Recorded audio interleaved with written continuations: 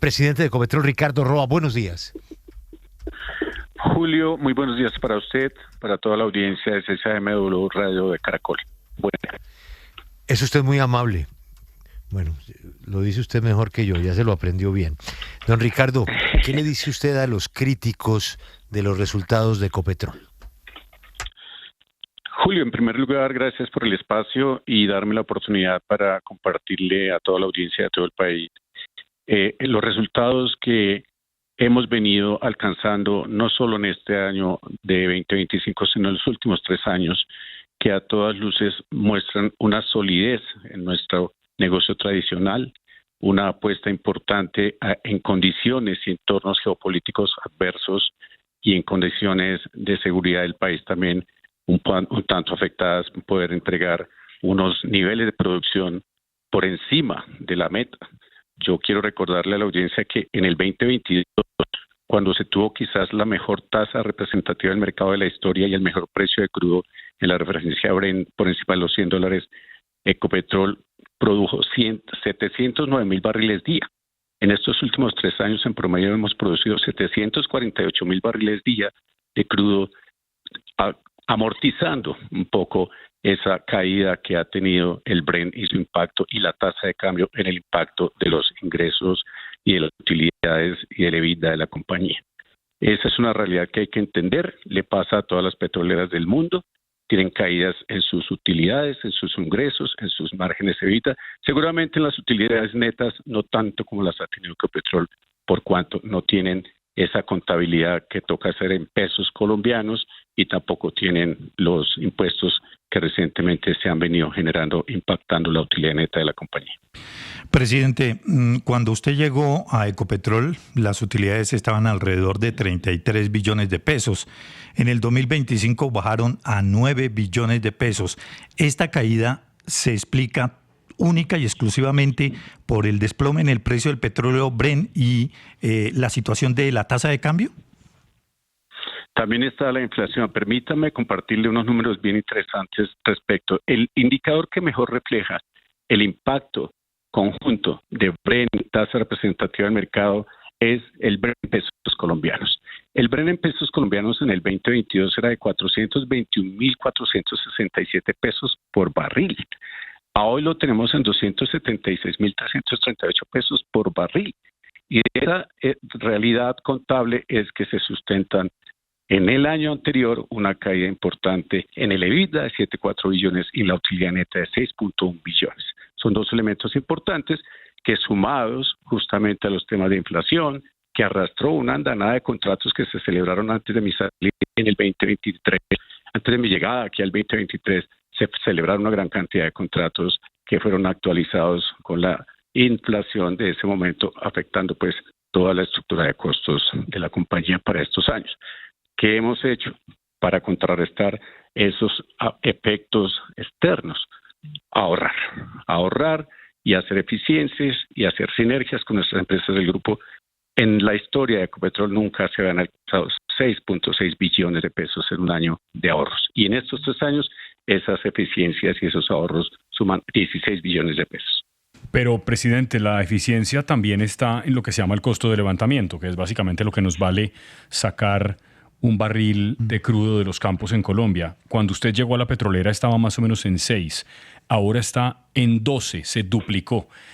Y eso también explica en buena medida por qué los resultados son regulares. ¿Por qué se ha deteriorado tanto ese indicador? Sí, el costo de levantamiento cuando yo llegué estaba en cerca de $8.9 por barril. Al mes de septiembre del año 2023, estando yo hasta ahora entendiendo y conociendo la compañía y todo, subió a $11.9 por barril. Eso se explica, en primer lugar, por lo que ya expliqué, el incremento en los contratos de insumos importantes que tenía la empresa celebrándose en esos momentos para los siguientes 3 años. Lo hemos contrarrestado, ya estamos por debajo de $12 por barril. El año ya se hizo un punto de inflexión en esa tendencia que tenía al alza entre el 23, 24, 25 y estamos esperando seguirlo reduciendo. ¿Dónde? Primero, ahorrando energía y ahorrando energéticos. Segundo, consumiendo energía más barata. La energía pesa el 21% en la estructura de costos de producción de la compañía y ahí hemos hecho un esfuerzo grandísimo incorporando energías limpias y baratas, dejando de producir y de generar energía con gas, con diésel que nos cuesta entre 500 y 650 pesos cada kilovatio hora. Con las energías limpias que estamos incorporando, estamos produciendo energías a 300 pesos el kilovatio hora, y eso es parte de la tarea que hemos hecho para ahorrar y ser eficientes y tener un efecto que contrarreste los efectos que están fuera del control de cualquier empresa, que son el precio del crudo y la tasa representativa del mercado. Pero, presidente, en medio de una cifra... Sí, pero en medio de unas cifras que son malas y los problemas personales que usted enfrenta de orden legal, ¿definitivamente no ha pensado en dejar la compañía? Bueno, yo siempre, desde el primer día que llegué, a mí han intentado no dejarme llegar a Ecopetrol. Para algunos las cifras pueden ser malas, las cifras son las mejores que desde el punto de vista técnico, operativo, de los fundamentales del negocio.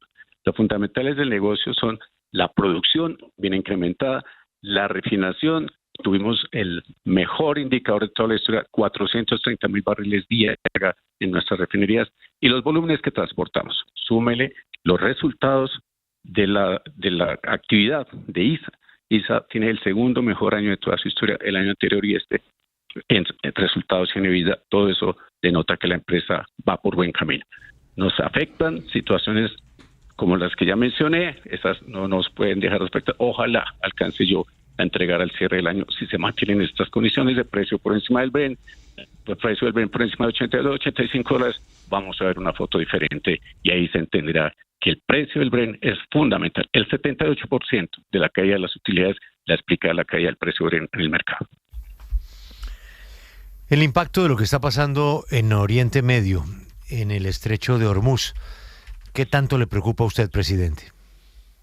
Bueno, esto puede durar semanas, días, meses, eso no lo sabe nadie.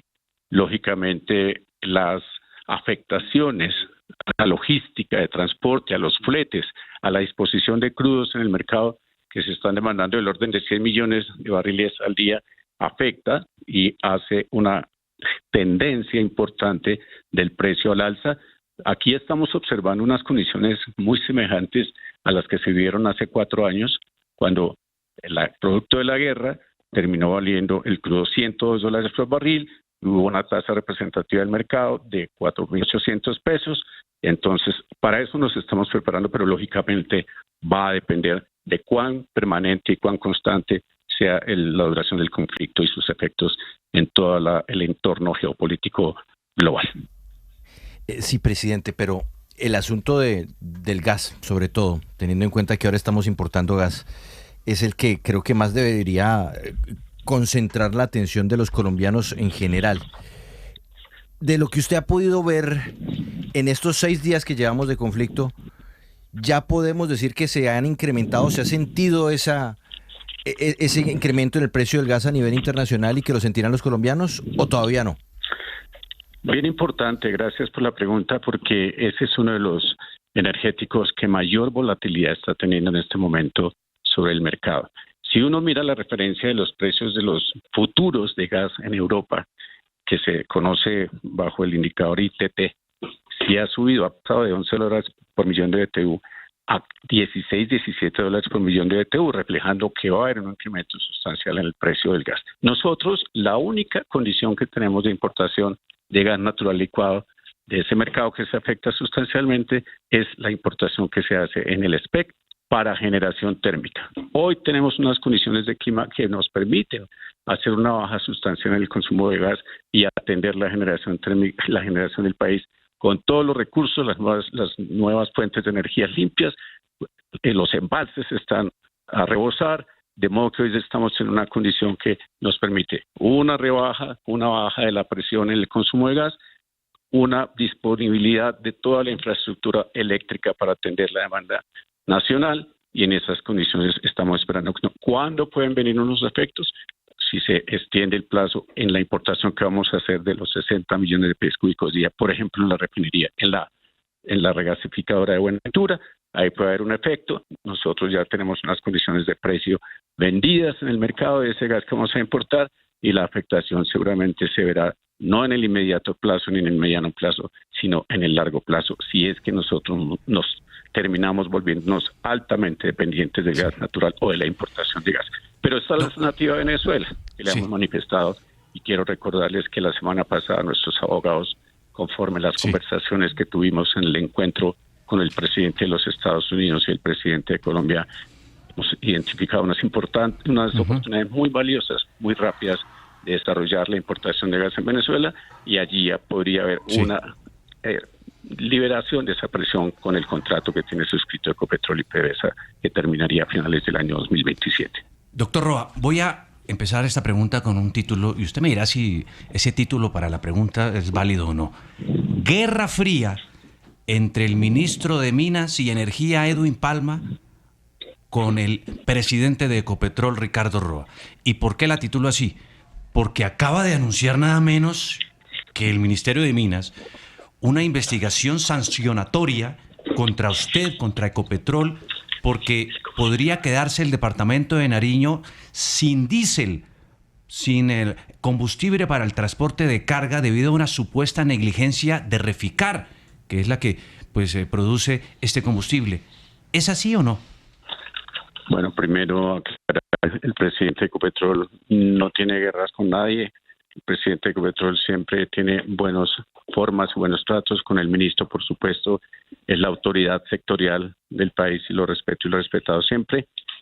Sí nos ha sorprendido este anuncio de una condición de contingencia crítica en el abastecimiento de los combustibles en Nariño y Putumayo, donde hemos sacado un comunicado de prensa ayer en el que tenemos disponibilidad de 330,000 barriles de estos combustibles para atender diésel, 10 días de inventario, gasolina, otros 7 días, y además de la gasolina, tener inventario suficiente para atender la demanda de combustibles en esta zona del país, sin ninguna contingencia.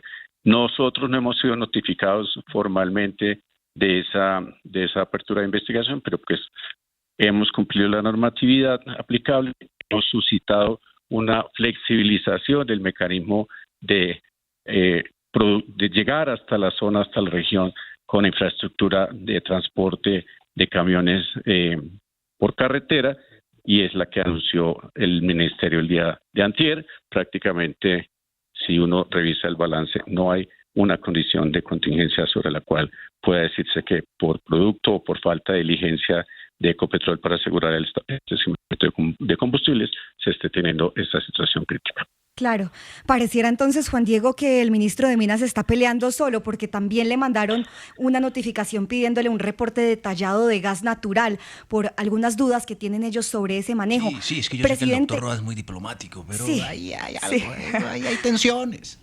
Presidente, pero quiero volver a algo que usted mencionaba hace unos segundos, Venezuela, porque contamos hace un momento que Monómeros pues tiene un nuevo alivio con esa extensión de la licencia OFAC, y con esto pues puede volver a toda la banca global. Anunciaba usted que han tenido acercamientos justamente con ese país, con este anuncio que acaba de hacer Estados Unidos. Entonces, ¿vuelven ustedes a mirar a Monómeros como una posible activo que podrían tener? Sí, gracias por la pregunta. Mira, nosotros desde que yo llegué aquí me fui informado que desde noviembre del año 2022 se había hecho una solicitud a OFAC para levantar esta restricción y poder pensar en la posibilidad de entrar en negocios con Venezuela, dentro de los que están, uno, la posibilidad de enviar electricidad a través de las interconexiones que en algún momento existieron y que se pueden rehabilitar rápidamente para exportar electricidad a Venezuela. Dos, en la necesidad que tenemos y que tiene el país de abastecerse de gas, bien sea producido por nuestros campos, pero si no, pues importado, y también a través de ese gasoducto Antonio Ricaurte. Y tres, era uno de los activos que hubiéramos querido evaluar. En el momento Ecopetrol fue dueño del 47% de Monómeros. Ecopetrol tiene que estar buscando clientes que sean altamente demandantes de gas hacia el futuro, cuando ya esté disponible la producción en firme de Sirius, que ya se vendió prácticamente para los 7 años primeros de producción. Todas estas industrias y todas estas posibilidades y oportunidades de inversión tenemos que revisarlas con mesura, con disciplina de capital, dentro de los criterios y parámetros de rentabilidad que tenemos establecidos. Hay una gran cantidad de instancias dentro de las cuales se evalúan y se analizan estos proyectos hasta llevarlos a su decisión final. De modo que, conociendo el día de ayer una liberación de la licencia flexible para evaluar el negocio de monómeros, no dejamos de ponerlo sobre la mesa. Ricardo Roa, el presidente de Ecopetrol, como siempre muy gentil, muy amable en responder estas preguntas en 6 AM W de Caracol. Presidente, feliz mañana. Gracias, Julio, igualmente para usted.